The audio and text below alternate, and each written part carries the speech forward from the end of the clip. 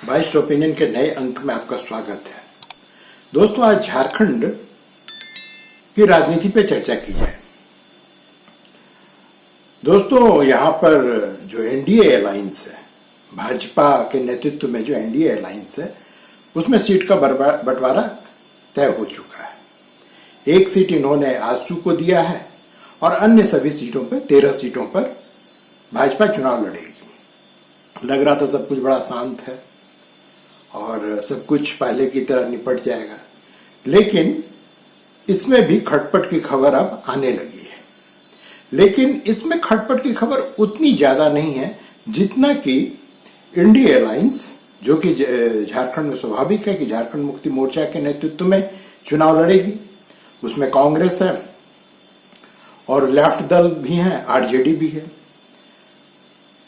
इसमें जो अभी तक कुछ तय नहीं हो पाया है कि कितने सीट पे कौन चुनाव लड़ेगा, लेकिन झारखंड मुक्ति मोर्चा ने कुछ सीटों पर अपने उम्मीदवारों की घोषणा कर दी है।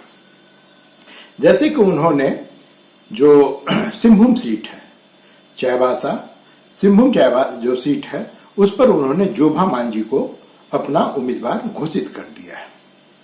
जोभा मांझी, इनके पति जो है वो बड़े नेता हुआ करते थे, उनकी हत्या कर दी गई थी।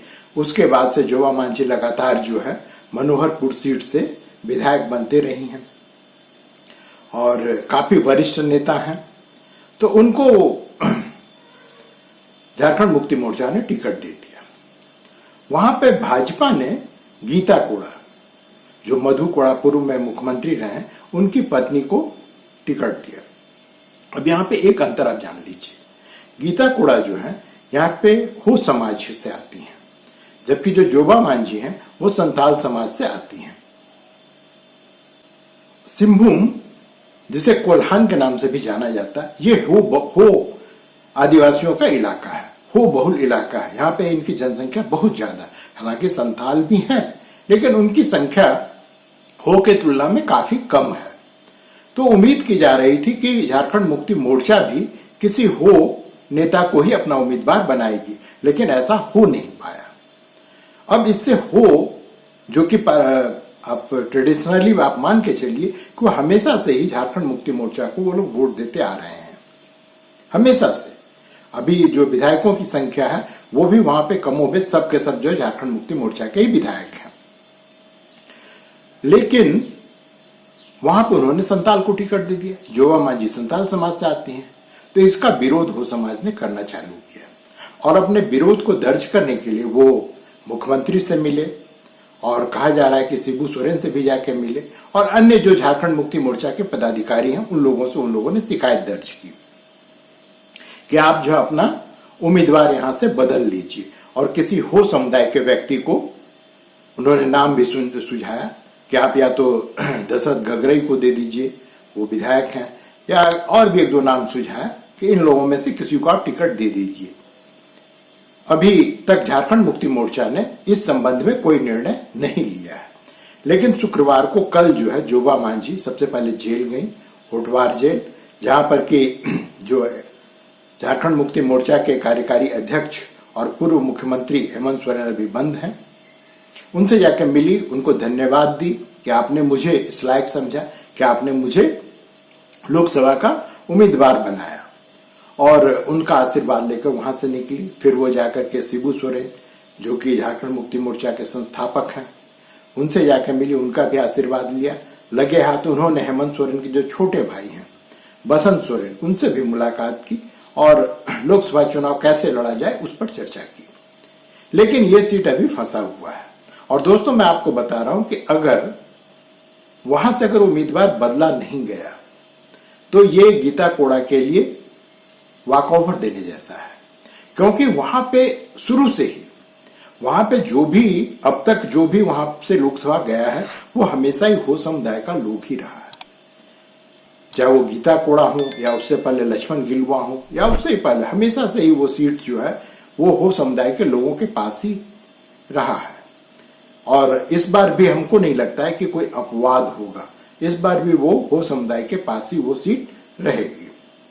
तो ये तो बात हुई दोस्तों कोल्हान की, सिंहभूम की। अब देखिए 1-2 दिन में क्या होता है। लेकिन मामला सिर्फ यहीं तक नहीं है, झारखंड मुक्ति मोर्चा ने दूसरा सीट जो घोषणा किया, उम्मीदवार अपना घोषित किया, वो है राजमहल सीट। वहां से उन्होंने विजय हंसदा, जो कि अभी भी वहां से सांसद हैं, उनको अपना फिर से उम्मीदवार बनाया। और 3-4 महीना पहले से ही जो लोबिन हेम्ब्रोम है, वो झारखंड मुक्ति मोर्चा के विधायक हैं, वो हमेशा से विजय हंसदा का विरोध करते रहे। उनका कहना है कि हम इसको नेता बनाए थे, लेकिन ये ठेकेदार बन गया है। इनडायरेक्टली, अप्रत्यक्ष रूप से उन पर वो एक तरह से भ्रष्टाचार का आरोप भी लगाते हैं और कहते हैं कि इन्होंने राजमहल क्षेत्र के लिए कुछ भी अब तक किया नहीं है। अब ये तो ग्राउंड रियलिटी तभी जाना जा सकता है जब आप वहां जाइए। मैं तो वहां गया नहीं हूं, लेकिन जो लोग भी वहां से होकर आए हैं, उनका कहना है कि ये बात सही है कि राजमहल क्षेत्र में जिस तरह से इनको काम करना चाहिए था विजय जी को, उन्होंने उस तरह से वो काम किया नहीं है। पिछले दिनों, जब 1-2 महीना पहले की बात है, लोबिन हेम्ब्रोम ने इनके खिलाफ वहां पे एक रैली निकालने की कोशिश की, तो उनके साथ बदसलूकी की गई, बदतमीजी की गई, धक्का मुक्की की गई और कुछ लोगों का कहना है कि इनके साथ मारपीट की गई। जबकि पुलिस जो वहां पे पहुंची और इनको वहां से निकाल के लिए, उन्होंने कहा कि नहीं, मारपीट नहीं हुई, इनके साथ में धक्का मुक्की हुई थी। तो लोबिन हेम्ब्रोम जो है, उन्होंने कहा कि मैं भी लोकसभा का चुनाव लड़ रहा हूं। अब ये तय नहीं है कि वहां पे झारखंड मुक्ति मोर्चा का प्रत्याशी कौन है, क्योंकि एक तरफ विजय हंसदा को तो आधिकारिक रूप से झारखंड मुक्ति मोर्चा ने अपना उम्मीदवार घोषित कर दिया है, लेकिन दूसरी तरफ जब लोबिन हेम्ब्रोम कह रहे हैं कि मैं भी चुनाव लड़ूंगा और वो पार्टी से, झारखंड मुक्ति मोर्चा से वो त्यागपत्र नहीं दे रहे हैं, इस विषय में जब उनके जो शीर्षस्थ नेता हैं झारखंड मुक्ति मोर्चा के, उनसे जब बात करने की कोशिश की, तो उन्होंने कहा कि झारखंड मुक्ति मोर्चा किसी को निकालती नहीं है। अगर आप अनुशासनहीनता का भी कोई काम करें तो आपको निकालती नहीं है, लेकिन ये वास्तविकता नहीं है। एक समय वो भी था कि जब दुर्गा सोरेन को, जो कि शिबू सोरेन के बेटे हैं, उन्होंने जब यही हिमाकत की थी गोड्डा सीट पे, कांग्रेस प्रत्याशी देने के बावजूद उन्होंने वहां से निर्दलीय चुनाव लड़ा था, तो उनको पार्टी से निष्कासित कर दिया गया था। जब उनकी मृत्यु हुई थी तब वो निष्कासित थे झारखंड मुक्ति मोर्चा से, और अभी लोबिन हेम्ब्रोम को निकालने की हिम्मत जो है झारखंड मुक्ति मोर्चा नहीं कर पा रही है, और लोबिन हेम्ब्रोम पूरे दमखम से चुनाव लड़ने की तैयारी कर चुके हैं। अब जो है, जो गिने चुने जो इनके दो विधायक थे, दो सांसद थे, उनमें से एक विजय हंसदा है। तो आप समझ सकते हैं कि उनकी सीट और चुनाव का क्या होगा। तो ये तो बात रही झारखंड मुक्ति मोर्चा की। झारखंड मुक्ति मोर्चा एक और तीसरी सीट पे वो अब जो है अपने सहयोगी के साथ में भिड़ गया है। उसका कहना है कि उसको जमशेदपुर सीट नहीं चाहिए, उसको गोड्डा सीट चाहिए, जबकि अभी गोड्डा का सीट जो कांग्रेस के पास में, मैंने कांग्रेस वहां से अपना उम्मीदवार देने वाली है, आज तो नहीं, वहां से निशिकांत दुबे सांसद हैं, तो उनके खिलाफ जो है कांग्रेस ताल ठोक रही कि मैं चुनाव लड़ूंगा। लेकिन अब झारखंड मुक्ति मोर्चा कह रही कि नहीं, आप जमशेदपुर सीट ले लीजिए, लेकिन हमको आप जो है गोड्डा सीट दीजिए। अब देखिए, ये तो पार्टी के बीच में, अपने सहयोगियों के बीच का संघर्ष है। अब देखिए क्या फैसला आता है। लेकिन इस तरह की लड़ाइयां जब चुनाव के दौरान, और अब चुनाव में दिन ही कितने बचे हैं, इस बीच में होती है, तो मामला थोड़ा गंभीर हो जाता है। उसके बाद ये कहना कि या तो आप जो है अनमने से हैं कि हम लड़ने के उतने मूड में हैं नहीं, मैंने औपचारिकता पूरी करने के लिए आप जो उम्मीदवार दे रहे हैं, तो बात ठीक है। लेकिन अगर आप चाहते हैं कि संसद में आपके सदस्यों की संख्या बढ़े, तो आपको ये जो आपने अभी जो अख्तियार कर लिया है रुख, इससे आपको हटना पड़ेगा, अन्यथा आपको सिर्फ नुकसान होगा, इससे कोई फायदा होने वाला नहीं है। लेकिन क्या झारखंड मुक्ति मोर्चा में अगर उहापोह की स्थिति है, तो क्या एनडीए उससे बची हुई है? नहीं दोस्तों, एनडीए में भी कुछ न कुछ अंदर खदबदा रहा है। खदबदा कैसे रहा? खास करके धनबाद सीट को लेकर के। धनबाद सीट से इस बार आपको पता ही है कि दुल्लू महतो को जो है भाजपा जो है अपना उम्मीदवार वहां पे बनाया है, और दुल्लू महतो वहां पे उम्मीदवार हैं, वो दमखम से लड़ेंगे, बड़े संघर्ष वाले नेता हैं। और उनके खिलाफ जो है अब तक जो घोषित उम्मीदवार है, वो एक है भारतीय एकता दल। इसका नाम मैंने आज तक नहीं सुना था इस पार्टी का। लोग कहते हैं कि उत्तर प्रदेश की पार्टी है, जहां की भी पार्टी है। तो उसकी पार्टी पे एक किन्नर हैं सुनैना सिंह, वो वहां से चुनाव इनके खिलाफ लड़ रही है और उन्होंने कहा कि मैं पूरे दमखम से लड़ूंगी, और जो भी हर उम्मीदवार कहता वो भी कह रही हैं। लेकिन मामला यहां फंसा नहीं है। एक जमाने में पूरे झारखंड के मुख्य रणनीतिकार हुआ करते थे सरयू राय। अब सरयू राय को पता नहीं कौन सा कीड़ा काटा कि वो पहले तो रघुवर दास के खिलाफ चुनाव लड़े, और वो ऐसे ही कुछ न कुछ जो है सो उनका समझ में नहीं आता है कि वो है किधर। वो ज्यादा ईमानदार, ज्यादा नैतिकता वाले दिखाने के चक्कर में वो कहीं नहीं है, वो किसी के पाले में नहीं है। झारखंड भाजपा ने तो उनको निष्कासित कर दिया है, लेकिन उसके बाद जो भाजपा, जब कोई राज्यसभा को चुनाव हो तो भाजपा के उम्मीदवार के पक्ष में वोट कर देते हैं। वैसे उनकी गलबहियां जो है वो कांग्रेस के साथ भी चलती रहती है, झारखंड मुक्ति मोर्चा के साथ भी चलती रहती है। जैसे उनका कि हमसे ज्यादा साफ कपड़ा जो है, सफेद कपड़ा किसी का नहीं है, उनका ये मानना है। उनका मानना है कि सभी नेताओं के कपड़े पे छींटे पड़े हुए हैं, लेकिन मेरे कपड़े पे कोई छींटा नहीं पड़ा हुआ है, इसलिए मैं सबसे साफ, ईमानदार, बेदाग नेता हूं। तो इस बार उन्होंने जब दुल्लू महतो के खिलाफ चुनाव लड़ने का इन्होंने फैसला किया है। इनका कहना है कि मैं 2 दिन में, ये चैत नवरात्रि के बाद में, मैं अपनी उम्मीदवारी वहां से घोषित कर दूंगा। वो इतने ज्यादा आश्वस्त हैं अपने जीत को लेकर के कि उन्होंने कहा कि मैं जीत तो जाऊंगा ही दुल्लू महतो के खिलाफ। उनका कहना है कि अगर कांग्रेस मेरा सहयोग कर दे, अगर कांग्रेस मुझे सपोर्ट कर दे, तो मैं बहुत बड़े अंतर से दुल्लू महतो को हरा दूंगा। अब पता नहीं, अरे आपको अगर इतना ही कांग्रेस के सपोर्ट की जरूरत है, वैसे भी कांग्रेस को यहाँ पे झारखंड में ये स्थिति कि अच्छा उम्मीदवार मिल नहीं रहा, तो आप कांग्रेस में शामिल क्यों नहीं हो जाते हैं? तो नहीं, वो कांग्रेस में शामिल नहीं होंगे, वो अपने सारे दरवाजे खुले रखना चाहते हैं, चुनाव से पहले और चुनाव के बाद भी, कि चुनाव के बाद भी हम लगे हाथ एनडीए में सट जाएं। आप कांग्रेस से सपोर्ट मांग रहे, कांग्रेस से सपोर्ट मांगने का मतलब क्या है कि आप जैसे धनबाद से कांग्रेस को कह रहे हैं कि कांग्रेस तुम यहां से कोई अपना उम्मीदवार मत दो, झारखंड मुक्ति मोर्चा देगी नहीं। तो भाई जब आप इंडिया अलायंस से समर्थन मांग रहे हैं तो आप क्यों नहीं इंडिया अलायंस में शामिल हो जाते हैं? आप जो है ये दिखावा क्यों करते हैं कि गुड़ खाएंगे गुलगुल्ला से परहेज करेंगे? अरे साहब, आप अपना पहले राजनीति तो तय कीजिए कि आप हैं कहां। आप कब तक सबसे बड़े जो सो नैतिकता और ईमानदार नेता बने रहेंगे? कब तक बने रहेंगे? भाजपा में आप हैं नहीं, इंडिया अलायंस में आप हैं नहीं, या तो आप निर्दलीय चुनाव लड़िए, जो आप कह रहे हैं कि मैं निर्दलीय चुनाव लड़ूंगा, तो निर्दलीय चुनाव लड़ूंगा तो निर्दलीय की तरह लड़िए ना। फिर आप कांग्रेस और झारखंड मुक्ति मोर्चा से सपोर्ट क्यों मांग रहे हैं? आपको नहीं मांगना चाहिए। और कांग्रेस के लिए भी ये आत्मावलोकन का समय है कि जब राज्यसभा का चुनाव आता है तब तो ये व्यक्ति भाजपा जिसको भी राज्यसभा के लिए अपना उम्मीदवार बनाता है उसके पक्ष में ये वोट करता है, उसके पक्ष में ये वोट करता है। जब आप इनको सदन में सुनिए कभी विधानसभा में, ये बड़ी बड़ी नैतिकता की बातें करेंगे।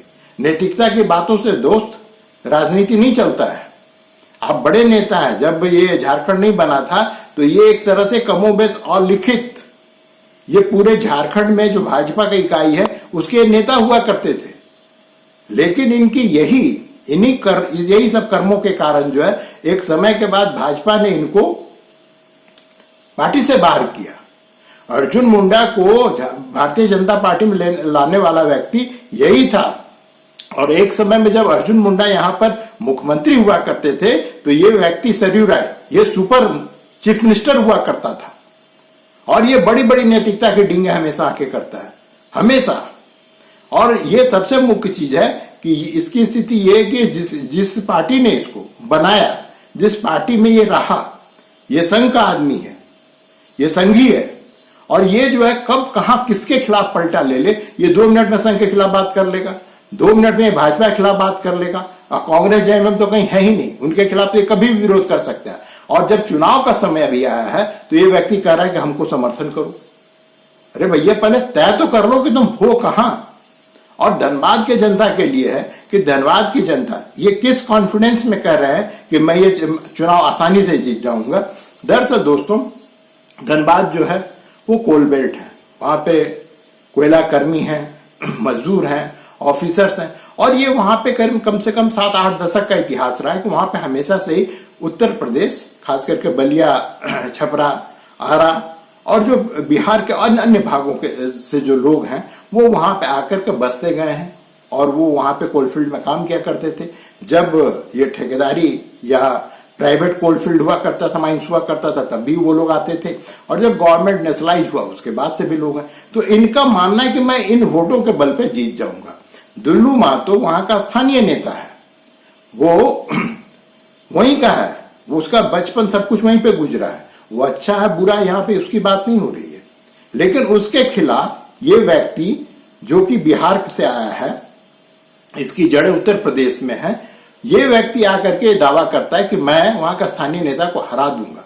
आखिर इसके कॉन्फिडेंस के पीछे कारण क्या है? तो कॉन्फिडेंस के पीछे कारण ये है कि जिसको यहाँ पे लोग दीकू दीकू कहते हैं, ये उन्हीं दीकू के सपोर्ट से धनबाद का सीट निकालना चाहता है। और आपको क्या लगता है धनबाद के लिए कुछ करेगा?